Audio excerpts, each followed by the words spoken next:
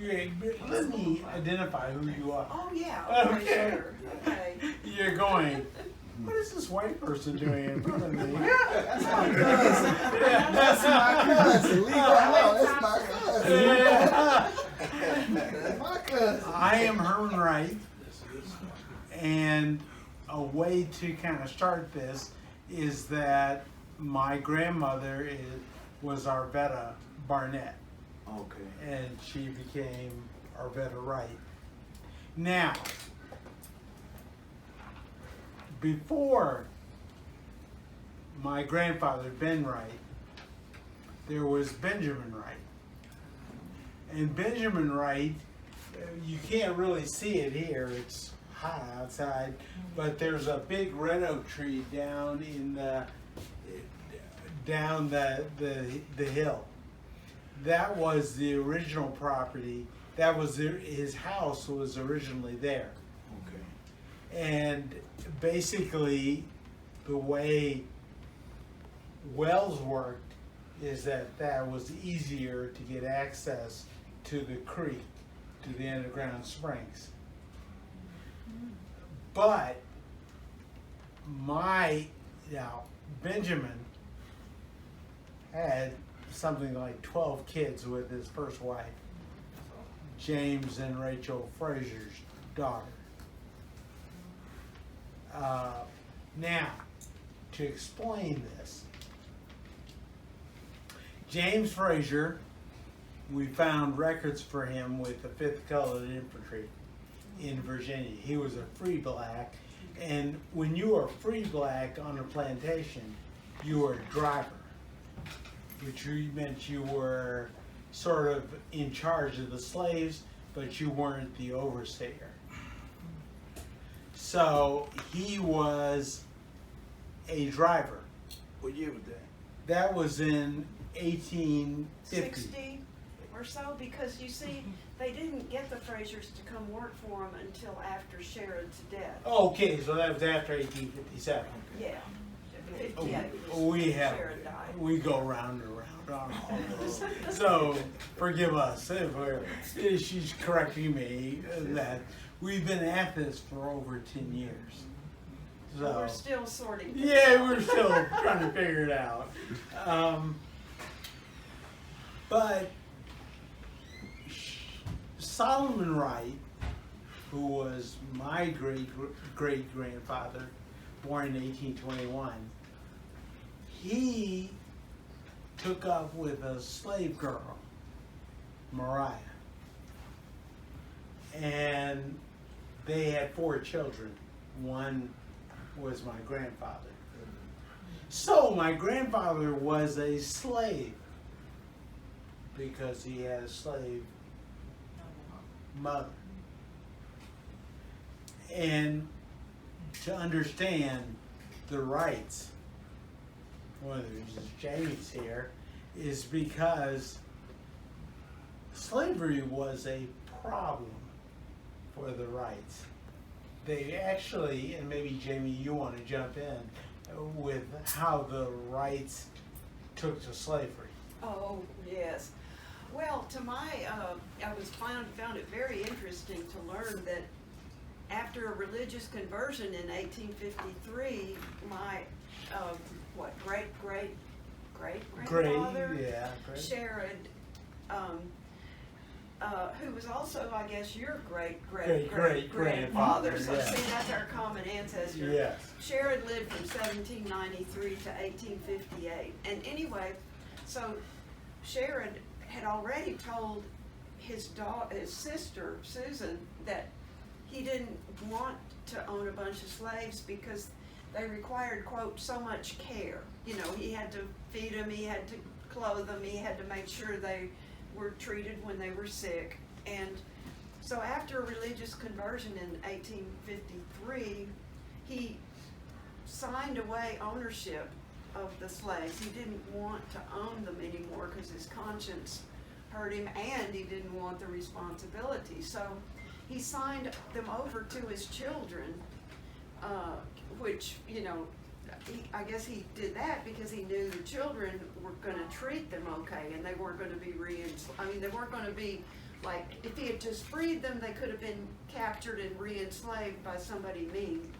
But anyway, but the thing is, just pointing this out, when I was growing up, I had no idea the Wrights had had any slaves. I thought all my ancestors were not prosperous enough to have had slaves, for instance, you know, even if they had wanted them. I didn't know that there had ever been any slaves in the past. Should I tell them now how we found out our... Go ahead. Okay, I was at and had signed the guest book. Ta-da! And there was his email address. So I wrote to him. And that's how we became aware of the... He had figured maybe there was a white side to his family, but I didn't know anything about a black side to mine. And so anyway, we kind of joined forces, and we've been researching the whole thing ever since. And this was 2007. Yeah, late in the So year. it tells you how long we have been working on this.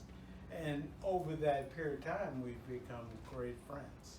And which is why she is a co-writer with me of the novel. And let me kind of go from there.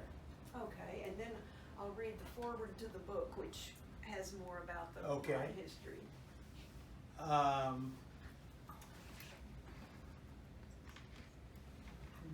Once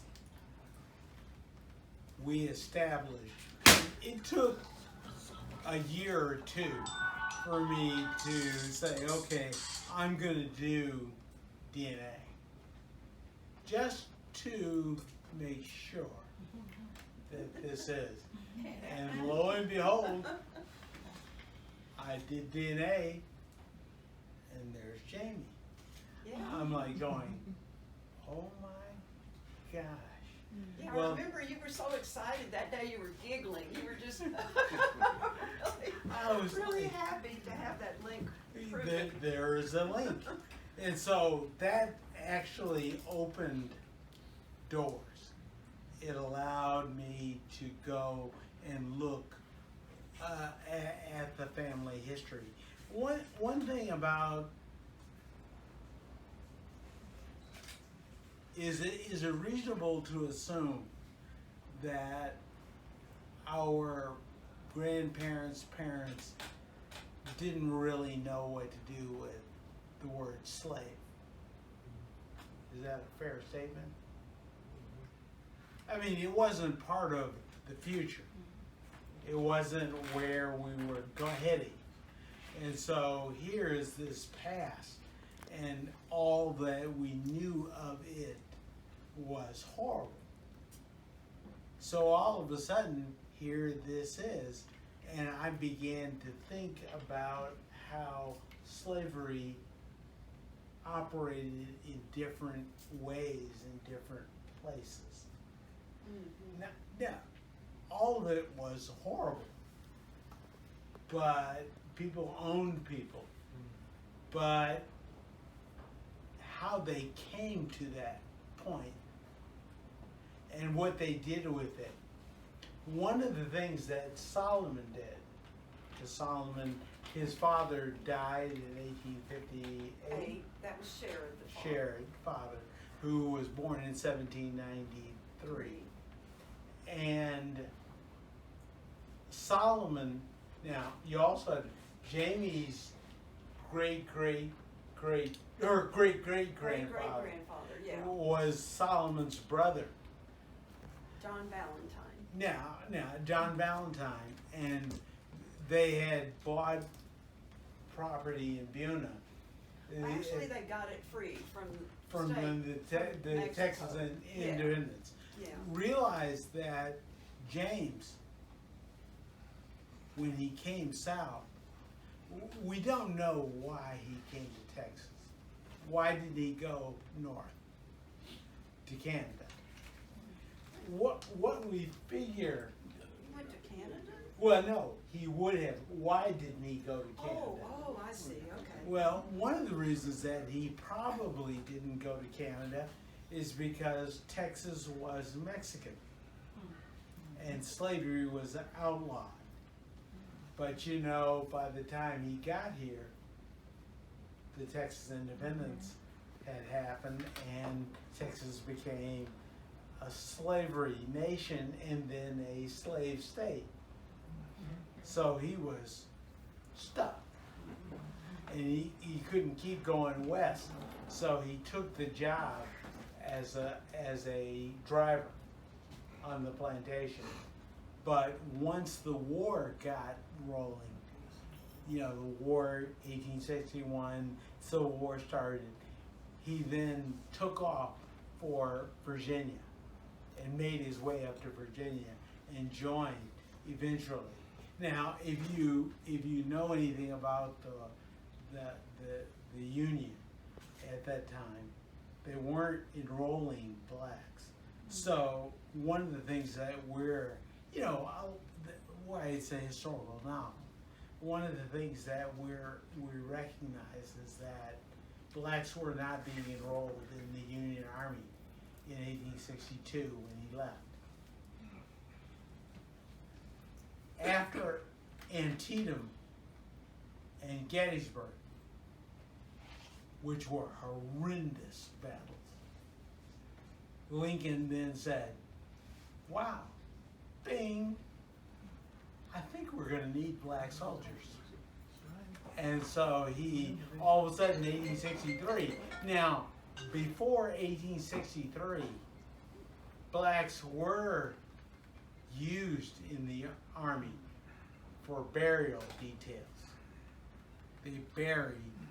So, in our novel that we're in the process of writing, we have him burying the dead in Antietam and at Gettysburg. But the good thing is, besides that, he was listed as a musician on his military record.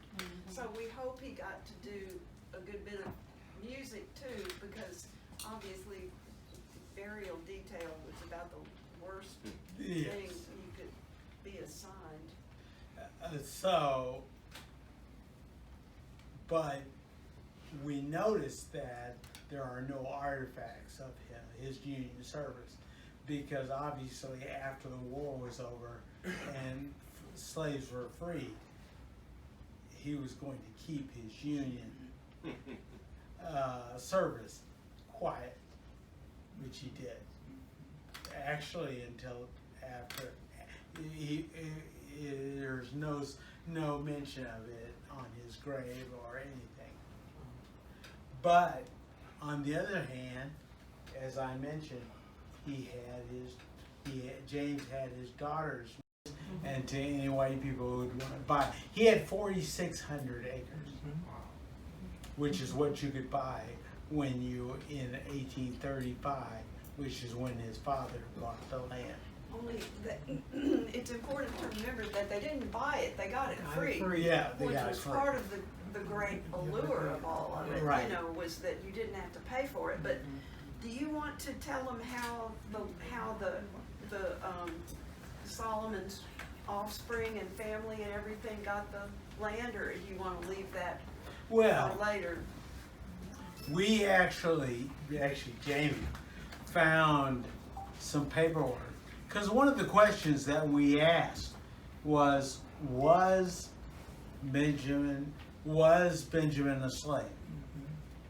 He was. Why do we know that? Because she found the paperwork that indicated that his father had transferred ownership of Benjamin to Solomon, his son. And you can go to the Buena Public Library, and if you tell them you're a Wright, they automatically, when I told them I was a Wright, they just pulled these papers out, and so they might do the same thing for you if you ask them. And it's just fascinating to see that, you know, that happened in 1853. Right.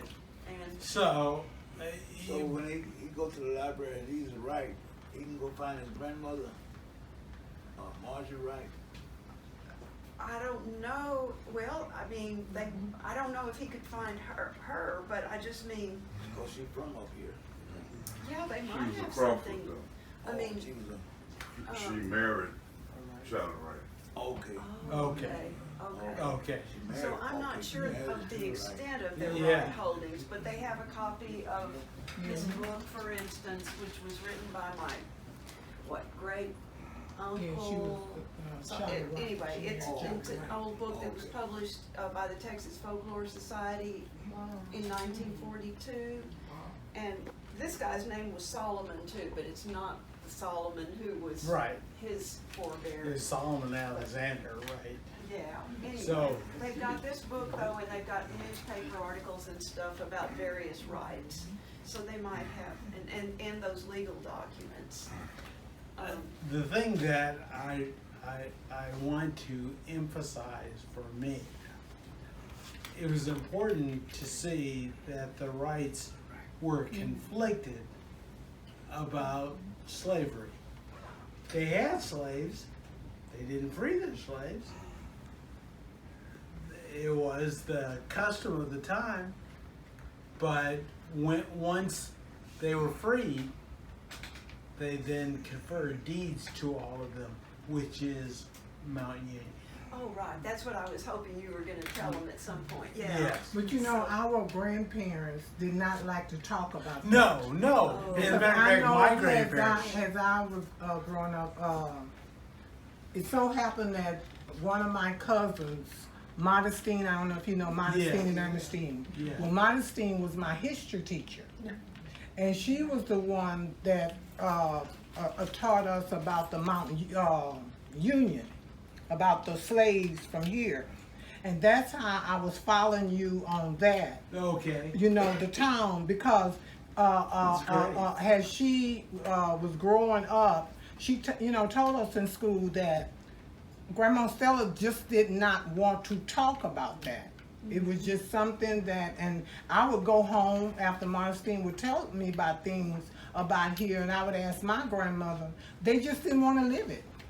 Yeah. Yeah. And you could not get And any history we out of them. understand that. Yeah. You know, generations and generations have gone on, and for us, it's become a chasm. Yeah. And so what we're doing is But filling just that think in. about if they would have talked about it. Yeah. We would have really, really known a whole lot more ourselves. My generation, I'm 72, so I would have known more, Sure. you know.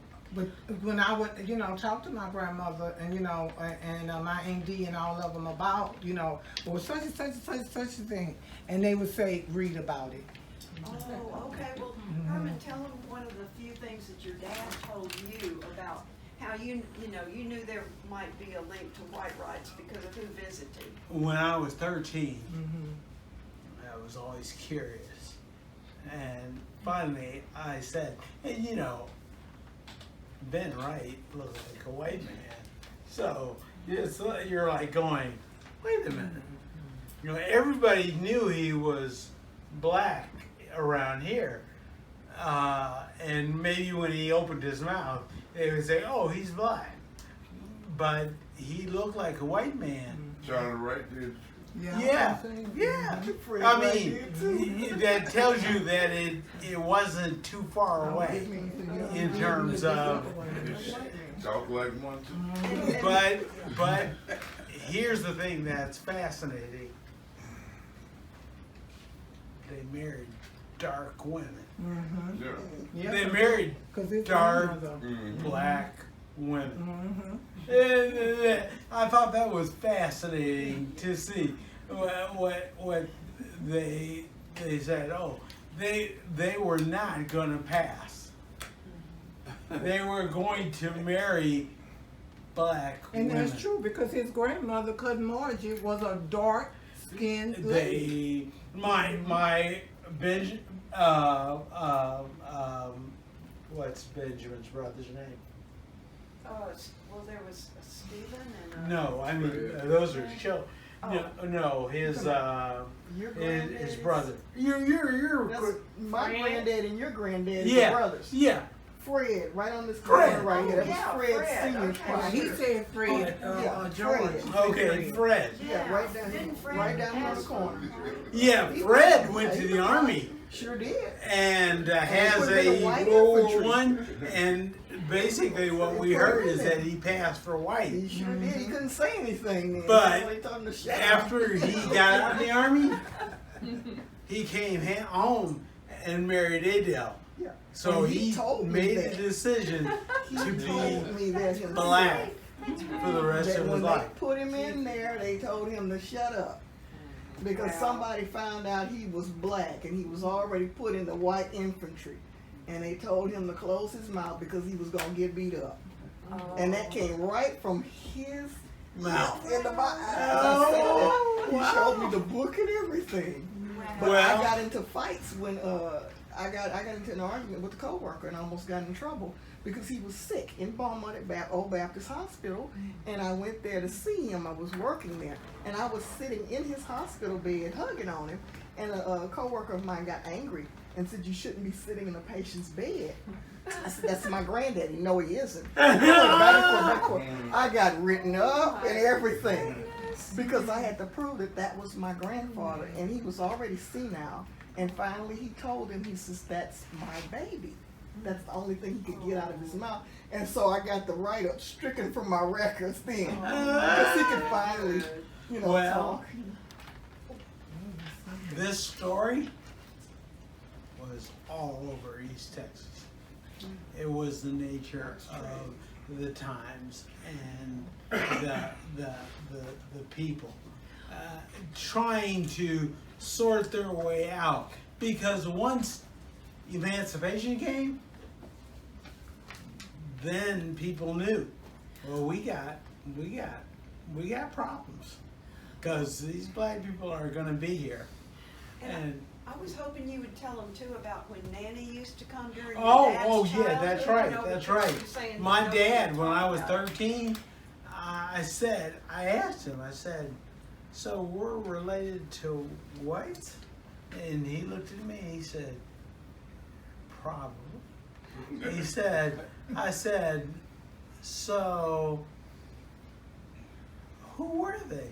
"Well, I really don't know, although Nanny Wright would come here and drop groceries off with us during the Depression years, when we were tough times. And Nanny was a big cattleman, and he would just leave at the gate." And another thing that's interesting too is Nanny's real name was Walter, but he was descended from Solomon Wright's white family, because after Solomon had the 4 kids with the slave woman, then he finally married a white woman, we figure from pressure from his family, because he couldn't have even married the black woman if he wanted to, because Right. it was illegal. And he had no white children. Yeah, So he had his father. We just said, "You cannot. I cannot deed you this land as long as all you have is black children." And so from that, we think he left her and married a white woman, which didn't help his situation actually. Well, oh yes. What were the, I know it was Rachel and Benjamin, what were the other 2 kids' names? With Benjamin's sisters and brothers. Oh, Benjamin's. It was Benjamin, Yeah, Rachel, there was Stephen. Stephen. Yeah. And There was okay. Rachel. Rachel married George Cooper, right? Okay. Yes. Okay. Stephen, and was it Mary? I forget the 4th one's name. Yes. I think I knew it was Stephen, but it was the other one, Mary. Was it, and then was it Solomon's wife that's connected to Lincoln, Abraham Lincoln, that we looked up? We are connected to Abraham Lincoln, distant cousins. Oh, is that right? Yeah. Have you ever done, the Solomon charade? Sure. Have you ever did the tree, his tree, up to England? Oh, Solomon Wright's tree back to. Yeah, have you ever did Sherrod's? Oh, Yeah. well, I have tried, but I get stuck because we don't know the name of Sherrod's wife, and there's a name on Ancestry, but I don't think it's correct. Yeah. And oh wait, we do know. Never mind. Excuse me. We do know Sherrod's wife's name, Anna Clark, But we Yeah. don't know the father's wife's name, the John Wright, Of who Anna? came from Scotland. John came from Scotland about 1785, and we don't know his wife's name or anything about their life in Scotland, except that we think that there's a good chance they came from the Montrose area, the northeast coast of Scotland, because And we think that because he was Protestant. So if he was a Highlander, he was probably Catholic. So while we think John, Sherrod's father, was too old to have fought in the Battle of what, Battle of in Well, 1846. well, actually, Oh, I just want to Culloden? correct something. That not Sherrod's wife, Susanna. She is the one that, if you trace her up, she goes back to Lincoln. She does. Yeah, Susanna- she goes back to Susanna Lincoln. Her name was- was Susanna Anna Clark, and her parents were Esther Comstock and James William Clark. Yes, okay, So yes. if you keep going up her tree, it'll take you all the way to England, where Mary Holmes and let me see, Obadiah. Yeah. And that ties in with. Obadiah Lincoln. Holmes and Catherine. Now, Oh, and they had a daughter named Mary, and they also had a daughter named Lydia. We came Now from Lydia, Abraham Lincoln came from Lydia, and And was it the Lincoln side or the mother's side? Who was I'm gonna Lydia, need related a to seat. Lydia? Is Say there that a again? chair over there? Oh, I'm sorry. Was Lydia?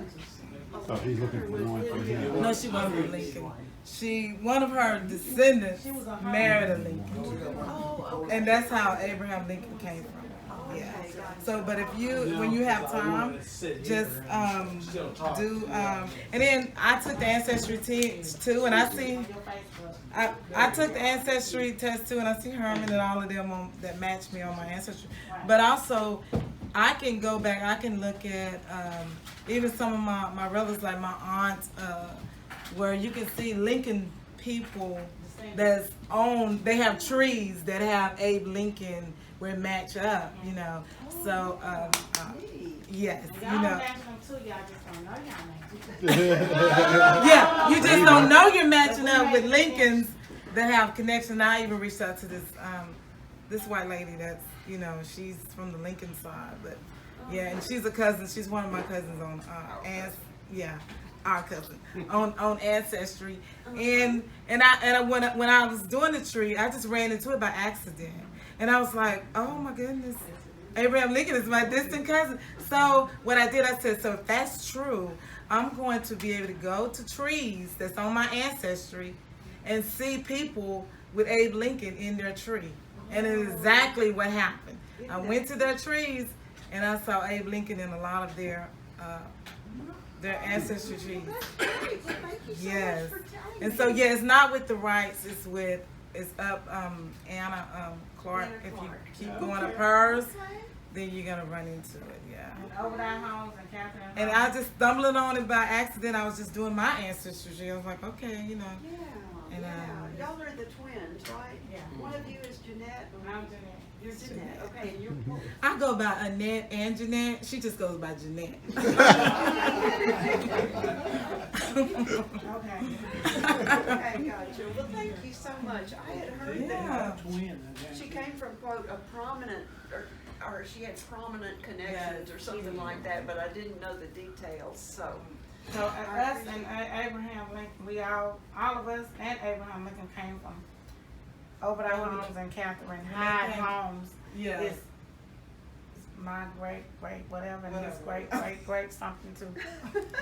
So we descended from the same. Yeah, it was Obadiah Holmes and Catherine. They migrated from England and arrived in Salem, Massachusetts in 1639. Wow. And they had more children, but I was just talking about Mary and Lydia because we Yes. fall under Mary and Abe Lincoln fall under Lydia. So they're like he's like our distant cousin. Okay, gotcha. Yeah, I know, it gets very Amazing. complicated. Yeah. Yeah, and it's not with the Wrights, it's with Clark, with Anna Clark. So. Yes, Okay. okay, sure. But anyway, that we obviously go way back in American history. That is very interesting. Yeah. And you know, the fact of the matter is that we are Americans. That's right. That part, yeah. And we will always be Americans. And the reality is that the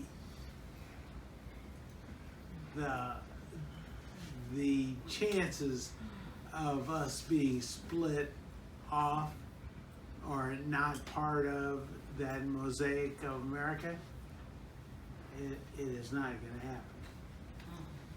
And I think for Jamie and I, you know, interesting enough, actually, you know, we have lived lives with our families which have been, you know, normal. But it's interesting, the areas, we both have degrees from the University of Texas. Jamie's father was a teacher or lecturer or professor. Well, he taught at UT and he was a lawyer, but he didn't practice law. Right. He worked for an oil company with law stuff. Anyway. And I have that in common with him. So, Quick question. Have y'all considered or thought about cataloging all this on a website for the generations to come after us, for them to have access to this information? we are going to do Great, that. great. Yeah, and he's already done some of it. In fact, I ran across that way back when I first discovered him, so to speak. You know, Alton Booker had done a family tree that it's not, you know, it's not fully complete or No, it's anything, not but perfect.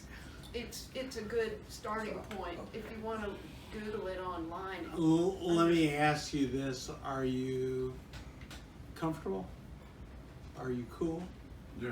Oh, yeah, we're fine. Talking about with the information or the No, temperature? just the environment.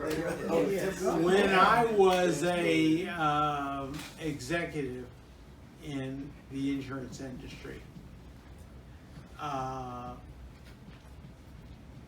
did fairly well. And I met Alton. This is before Jamie and I knew each other. And he told me, well, you know, we're cousins. And he explained it.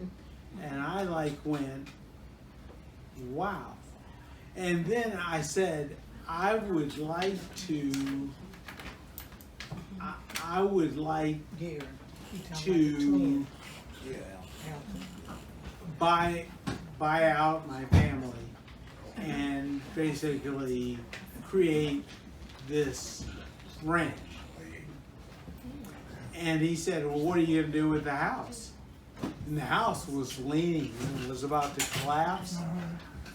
And I said, I want to preserve it. Alton went to work. And what you see here is his work. I mean, I had almost nothing to do with it other than I paid for it. But he was supervisor of it. He made it happen. And both of us went to, what's the radio program in which people do? What? KJAS? On the national Oh, NPR? NPR, and we did a video which has been archived at the Library of Congress, and we've done that. And you know, unfortunately, he was killed in a car wreck, and I was just coming out of that world. And That was my cousin. and Elton was, Phenomenal. he was everything. And I wanted to say, whereas Herman and I are like fourth or fifth cousins, I looked at my dad's DNA matches, and those Booker brothers, how many of them were there? 13 or something? 13. And they are ranked as second to third cousins. So somewhere in there, we think both parents, both of his parents were probably part Wright. And also when I see the Bookers, they look like, I have a lot of relatives who resemble them, you know, so I get a kick out of that. Well, and we don't know this, but Jamie's family comes from Bunham. And Oh, she's my cousin. She's Uh, my first cousin. She's on mine too. shared Wright. Not what it was, sure. First, he bought from the Mexican government. This tells you something about Sharon.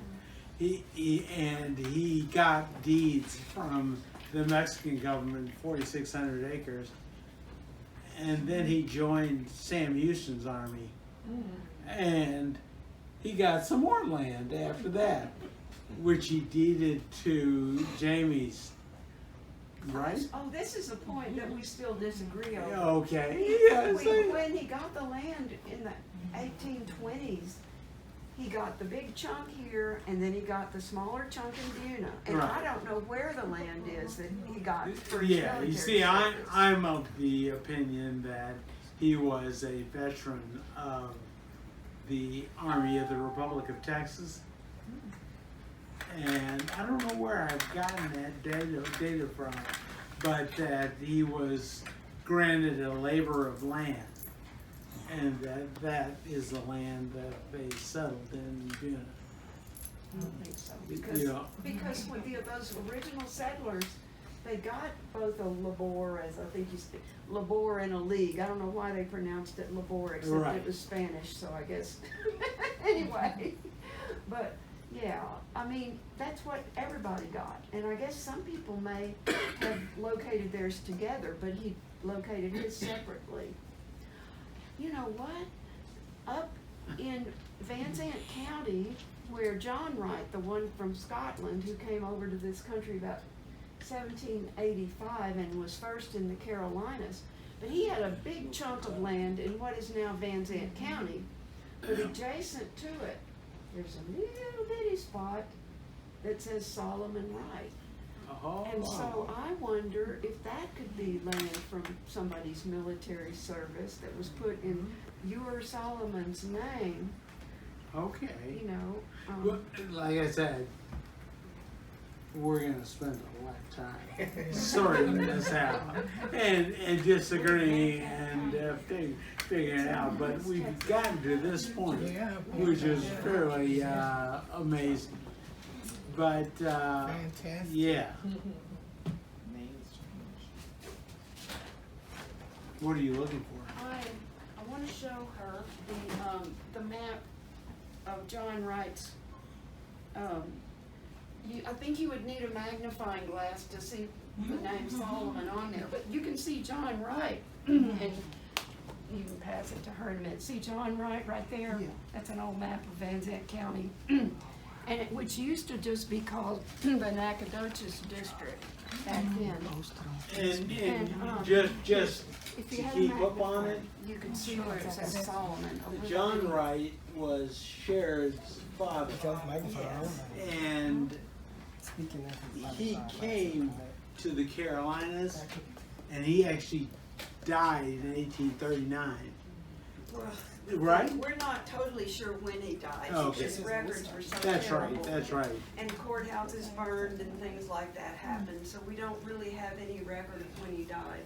But we think it's reasonable that he might have died in the 1830s. Maybe, unless he was just exceptionally healthy, because like there are people now who insist he died in 1852 or so. Okay. Because his will wasn't, what do you call it, probated, it wasn't, anyway, he left his land to his 3 kids, and that didn't happen until 1853 when they got their land. But I don't know if that's because legal processes were just slow way back in frontier days, or whether it had just, you know, I just don't know. But he left them there, and I think they probably promptly mostly sold the land that the Northeast Texas land. Right. And it's beautiful land. I've driven through the area. So anyway. Now, John Wright was what's the Solomon, what the Shura? Say that again. What was Solomon? Wait, say it again. What was John? I mean, what relationship John Wright was to? Oh, he was His Sherrod's father, Father. and he Sherrod's was Solomon's grandfather. Oh yeah. Yeah. And I probably got that down on my tree. I just can't remember. You do. Okay, sure. Huh? You do. Oh, okay. We're so curious about, you know, what did John Wright look like? Who was his wife? And why did they flee Scotland in a fishing boat on their wedding night? That was the story that we've heard, that they fled as though something bad was going to happen if they didn't get away from there. For the young people here, you know, I have a degree in history. So what I always do is connect historical periods when people lived to what was the history. So one of the things, if we could go to the cemetery, and we have a lot of energy, we could go to Sherrod's grave. And on his grave, he is listed as a veteran of the War of 1812. And he actually enlists his unit, His regiment, it was. which was La Militia. Well, it says Descloes Regiment, only I don't know. Descloes Regiment. I don't know if that's how you pronounce it, because I don't know any French. So somebody correct me. But he was in the reserve. We finally determined, you know, the Battle of New Orleans lasted all of an hour. It was an amazing victory for Andrew Jackson. And sadly, he became president. So, but yes, that's a political And statement. then soon after the brothers came back from their war service, the Wrights, you know, learned about the land that you could get in Texas, and that kind of, they seemed to really get bent on Right. going to Texas. But they were at Lake Pontchartrain by then. Lake Pontchartrain, maybe north of it, was where they were when the War of 1812 happened. And I'm really fascinated about that too. I'd love to go check out what that area is like and all that. But you can go down all sorts of tributaries on this and get lots and lots of data and get overwhelmed by it. Yes. But, you know, what I focus on is what, Jerry, raise your hand. Jerry Mills. And we have an associate, Joe Snyder, who was a professor at Texas State in San Marcos. We're actually going to be presenting at the Texas State Historical Association in March of next year, their annual conference in Austin. And actually,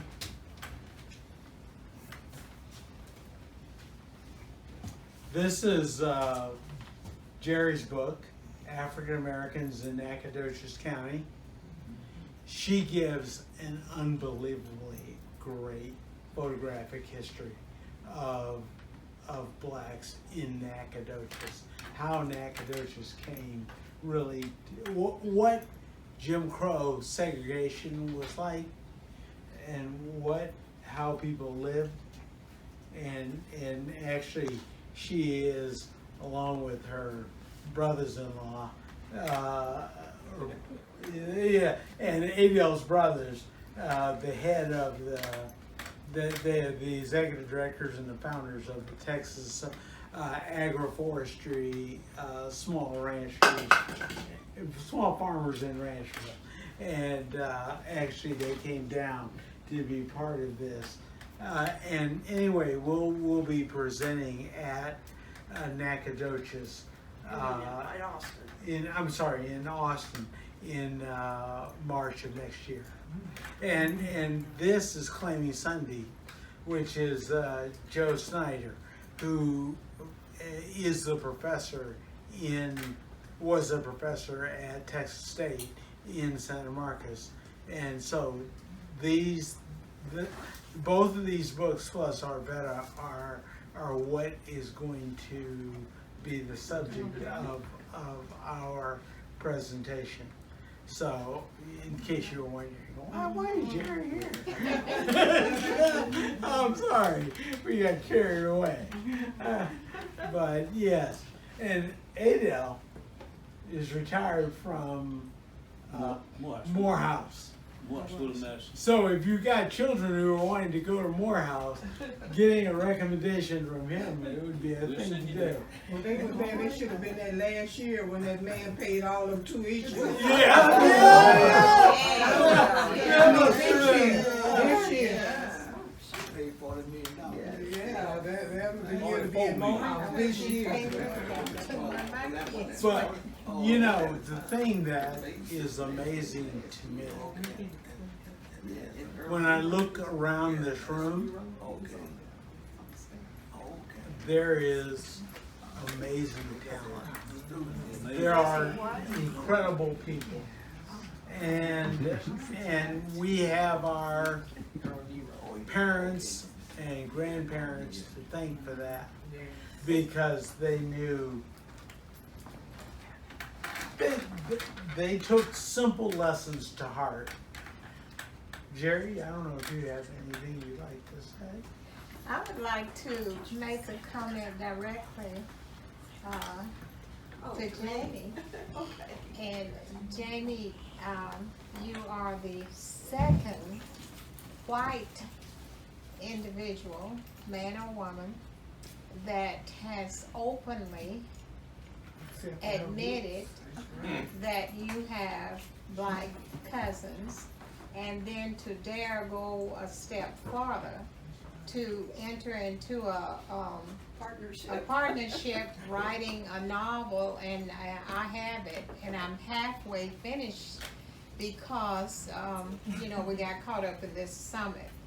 But I wanted to commend you for that. Now, there was a white lady who came up to me in Timpson, Texas, and she said, I'm your cousin. If you're a Hooper that came from Roseville area. And I said, well, yes, my grandfather grew up there and his mother, and you know, we went down the line. But when I saw her in another setting, she ignored me. But for you to, you know, come before this group, and I'm assuming this is your reunion weekend, that most of you are related, if not all. But I just wanted to commend you for that. And may I ask you, do you ever get backlash from whites about it? I haven't really, no. Good. No, and I think that's partly, my dad is the last of his 6 brothers and sisters who's still alive, and I remember I started talking to him in the 70s about, like, okay, this shows you how far he's come. It's not that he has anything against black people per se, but like in the 70s I said to him, Daddy, did you know Thomas Jefferson had a bunch of children, or had children with one of his slaves? He's, Jamie, the father of our country, or one of the fathers of our country, how can you accuse him of something like that? Now that's what he said in the 70s. Yeah. So he's come a long way, you know, and he understands that this stuff happened, and, you know, but like his own mother never talked. I mean, if his mother knew, she never talked about it. But no, nobody nobody's given me a hard time. Okay. So yeah, I'm glad. But that, I think you can understand why no one's giving her a hard time. because I'm too outspoken. Yeah. Well, But it's unusual, especially in this area. I was telling her very unusual. Yes. Well, that DNA gonna come out. You know, anyway. you're right, it doesn't, no, it doesn't, yeah. doesn't In fact, lie. you- And is my it- husband you and look at I my made matches. trips to Yeah, we ain't got Africa. matches. No one in this Whoever room did it, I'm not looks matches on answer. African, so No match it's him, been him. going on, but Well. it's just very few people that will, That's open about it. yeah, that will admit it. I think it did happen a whole lot. I think it happened a whole lot, but you know, had it not been for my built-in radar, you know, I mean, be talking to that woman and her bringing up those black rights in the Kirbyville area, I might have never known, Okay. you know, Well, I mean, that's good. so anyway, yeah, I mean, it's just, to me, it's just fascinating. It's just so interesting. And we have learned so much from each other, Yes, we have. you know, about how the history interacts. And like in this book, he was my great uncle, Right. and he mentioned that his father was given 2 slaves as a wedding gift. I guess it was by Sherrod. Mhm. Tom Birdwell and a woman, he doesn't, or a girl, he doesn't name what her name was, but it makes it so interesting to me. You can go over to that cemetery, Spring Hill Cemetery, and there's Birdwells there, you know, and so it just, you know, it just brings the book to life for me. And he before- became a preacher. Tom Birdwell became a Baptist preacher. And before we end, just to let you know, the future is the future. This is a picture, if you buy the book, you will get to see. This is my family, and at the end, that's one of the old books. Oh, yeah, the older ones, yeah. And you can see that my daughters, I'm about to burst with pride. Have you guys seen Black Panther? Yeah. Oh, yes. Have you seen Infinity Wars? Yes. Have you seen Endgames? Yes. My daughter is a director in the Marvel team at Disney. And my oldest daughter is a vice president with STX Films. So if I don't know if any of you have seen Kevin Hart and Bryan Cranston in Upside, that's her movie. Now, let me, you know, I am bursting with pride. And they've got our grandchildren. You know, it's funny. My grandson for my oldest daughter, and yeah, he's very light skinned. He's kind of like Patrick, and I'm like going, and I'm looking at him, and she said, "Oh, Dad, there's a reason for that." I said, "What is the reason?" And she said, I went to Freddie's home in Cincinnati. Freddie's her husband. Yeah, her husband, Freddie.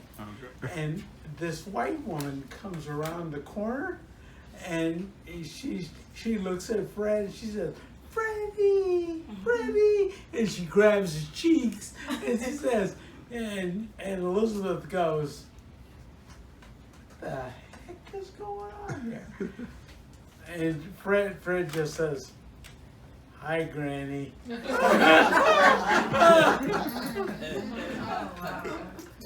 When I went to LA, and my youngest, who is a director at Disney, she introduced me to her boyfriend. And I looked at him and I said to myself, "He's white." And I said, "Okay." And then she looked at me and she said, Daddy, he's Jewish. But he's white. She said, and I'm going to marry him. I said, okay. And I have 4 grandchildren, and one of them is Everly. And when she was born, I basically went to her and I said, Lauren, that's her name. You're going to need to remind her periodically that she's black. And she said, oh, and you know what they used to say? Oh, Dad. Okay. Just remember that, yeah, she may be, and I love her, but she needs to know that she is part black. And she goes, oh, I'm not black. I said, remind her that you're black. So, but the whole purpose of that is the world that we're in. It's the world that we are. You need to make sure that your children are very proud of who they are. That's right. You know, one of the things I don't have is the picture. I would show you of the girls in the ATV out in the ranch. So they know where they're from. They know who they are. They know what they're about. And I think, and I have you, all of you, to thank, because I know who I am. Yes, I know who I am. Thank you. It's very good. Thank you.